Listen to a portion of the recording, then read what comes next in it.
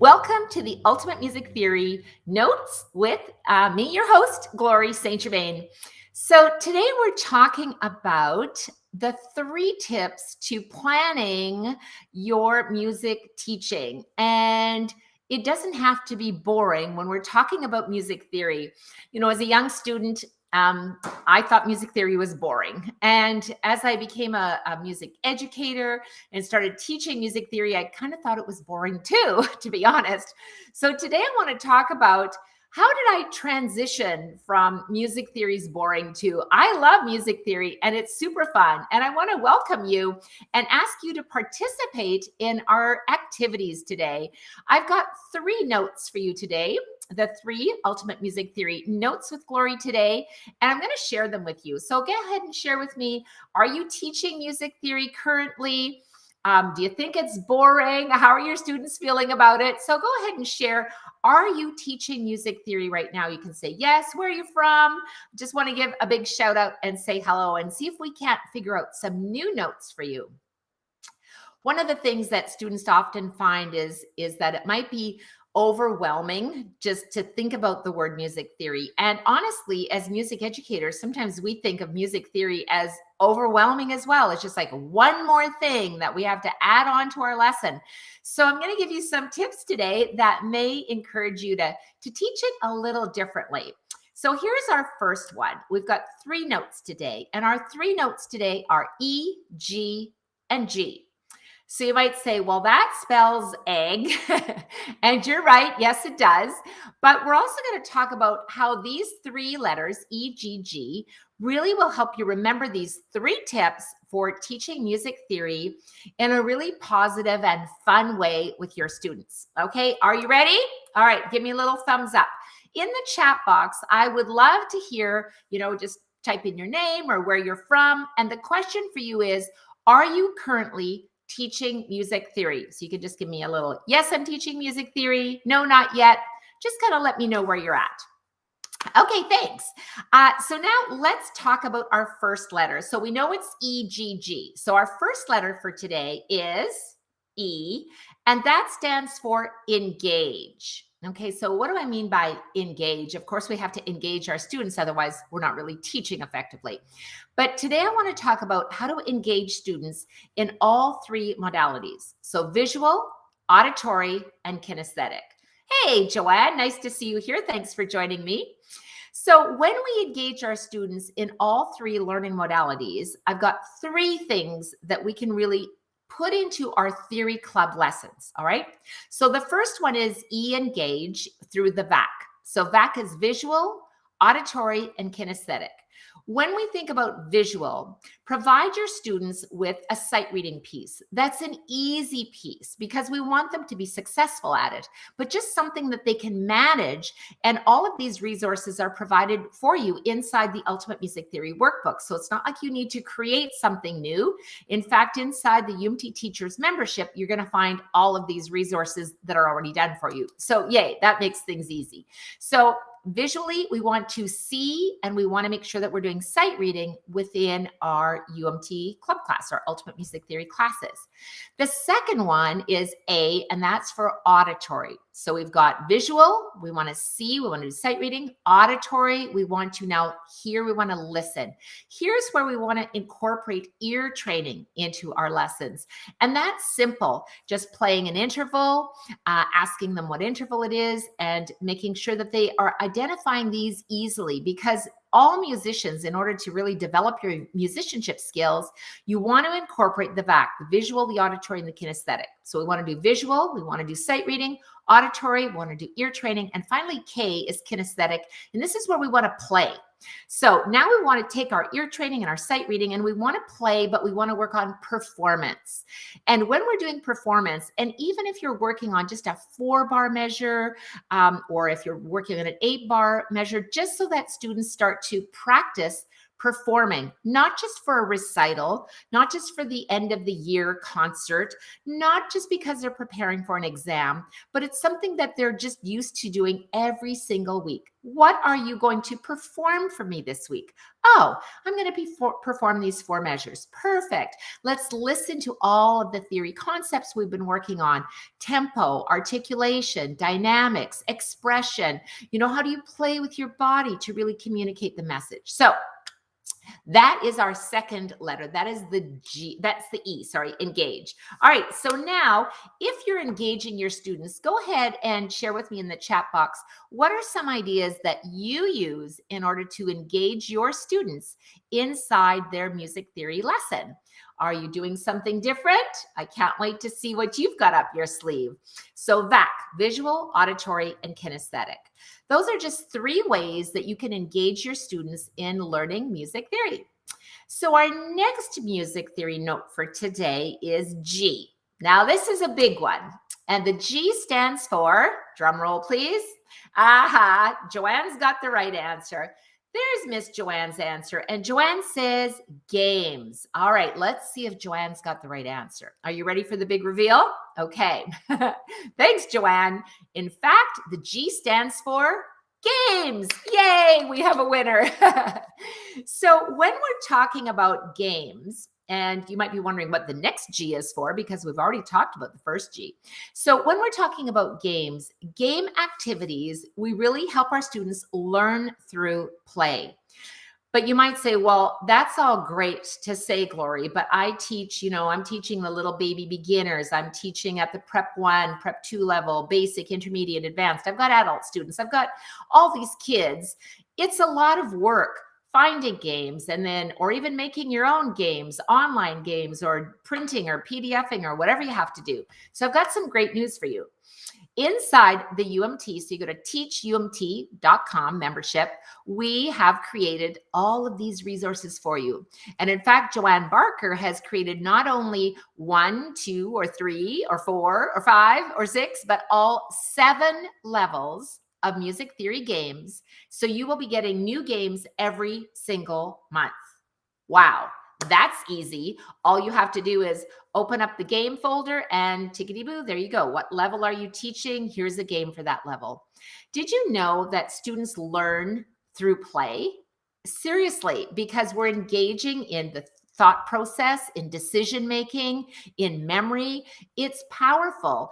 And I know that students love it. And we're talking today about how can we really make learning music theory fun. So play games, because that's an awesome way to do it. What is your favorite game to play? Now I have a question for you, because we are about to play a game. Are you ready? All right, let's see who's paying attention, if we can get some answers today. The letters for today in the Ultimate Music Theory Notes with Glory were E, G, G. So here's the game. Are you ready to play? All right. What minor triad can you create using those letters, and which note would be doubled? What minor triad can you create, and which note would be doubled? So we've got an E, and we have a G, and we have another G. So obviously that's the one that's doubled. But what is the missing note that would create a minor triad? So I'm going to wait for some answers to pop up here. I'll see who's paying attention. One of the great things about playing games is that students have to think quickly, they have to verbalize, and they also have to participate in an activity that requires you to get involved right now. And sometimes when we're doing theory homework or we're practicing, it's an isolated thing that we do by ourselves. And it's often more fun if we get to participate and play with our students, or if our students get to play with other people that are in the class. So let's see if we are going to get some answers here. I see Joanne has got a little answer, and I'm going to show what Joanne's come up with, and then we'll see if she's right. Joanne says, Miss Joanne Barker, she said it is E minor, and the G is doubled, and the B is missing. And guess what, Joanne Barker? You are right, my friend. So it is the G that's doubled, which is the third, and the missing note is the B. So that's our E minor triad. We're going to play another game. Thanks for playing, Joanne. Let's see if anyone else is going to play other than just Miss Joanne, but that's good. I love participants. So here is the next game. We have the same notes. We have E, G, G. And this time we want to create a major triad. What note is missing and what note is doubled? So before we had E minor triad and the third was doubled because the G was doubled. This time we still have E and G again. So we know the G is doubled, but what note is missing for a major triad? Let's see if you can come up with that answer. Sometimes when we ask students questions, it's more important to be verbalizing with them because they have to listen. And they also have to think about the answer and verbalize and give us that answer back. So there's kind of two ways of teaching things. There's one where we're going to verbalize, give the answer right away.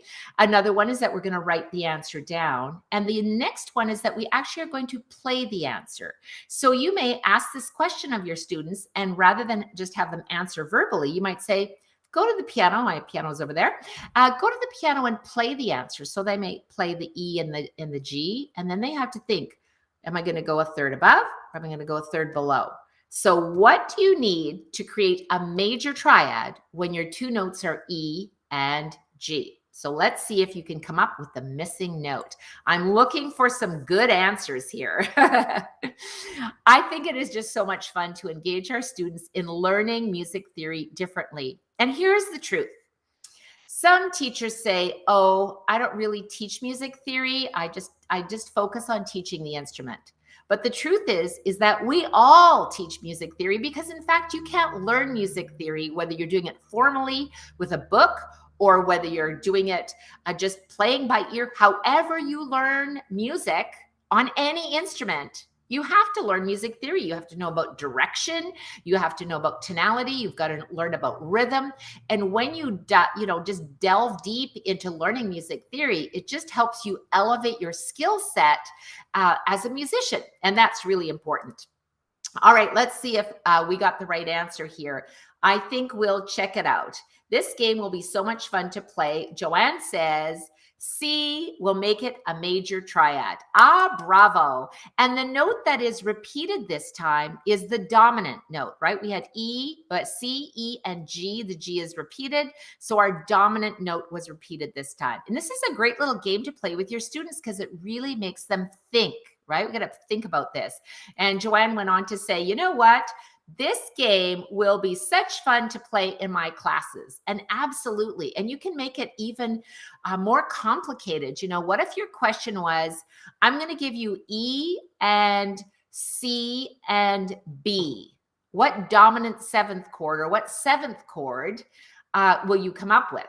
So if you have an E and you have, let's make it a B flat. If you have an E and a B flat and a C, what dominant seventh chord will that create and what note is missing?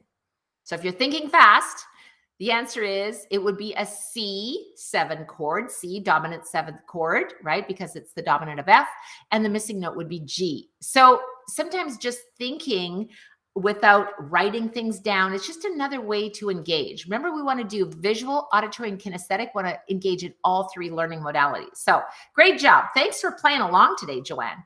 All right, so what is our final G? All right, the final G is for goals. Now, when you are setting your intention for each lesson, we need to have a goal.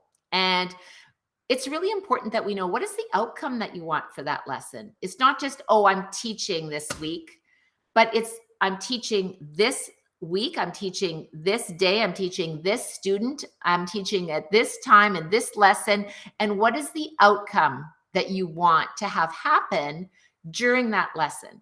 Every lesson has to have a goal, just like every practice session needs to have an outcome. We don't just practice mindlessly and just hope that by the end of the year we'll be good enough to perform at the recital or festival or concert or wherever it is, playing it at an exam. But every practice needs to have an intention, just like every lesson needs to set an intention for an outcome.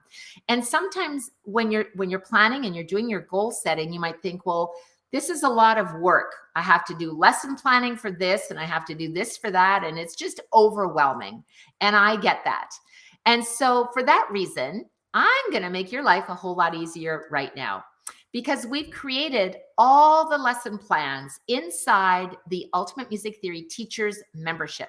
Whether you're teaching Prep 1, Prep 2, Basic, Intermediate, Advanced, or even the All-in-One Complete Rudiments Workbook, the lesson planning is done for you. You can go, oh, thank you, Miss Glory. That's easy. And in fact, it is, because when you're thinking about all the things that you have to do and prepare for teaching, other than just figuring out, are you teaching online or are you teaching in person? What's your scheduling like? All of these things. It's a lot to plan. So inside the UMT membership, we've created all of your lesson plans for you. We've got all of your games for you. And we also have all of your teacher planners. So whether you're just getting started right now and working on planning your schedule for the year, just go ahead and jump in there. You're going to go to teachumt.com, download the teacher's planner so you can map out your schedule, set your goals, download all of your games. Whether you're teaching this month, all of your games are in there for every single level for August. Get set with setting your intention, have some fun playing games. Download the lesson plans, make sure you've mapped that out for the year so you're ready to go, and just have some fun. There's lots of resources in there for you to learn, plan, teach, grow, and become a UMT pro. So I hope these 3 tips have helped you think about how you can serve your students at a higher level and become an Ultimate Music Theory teacher. So till next time, teach with passion. Bye now.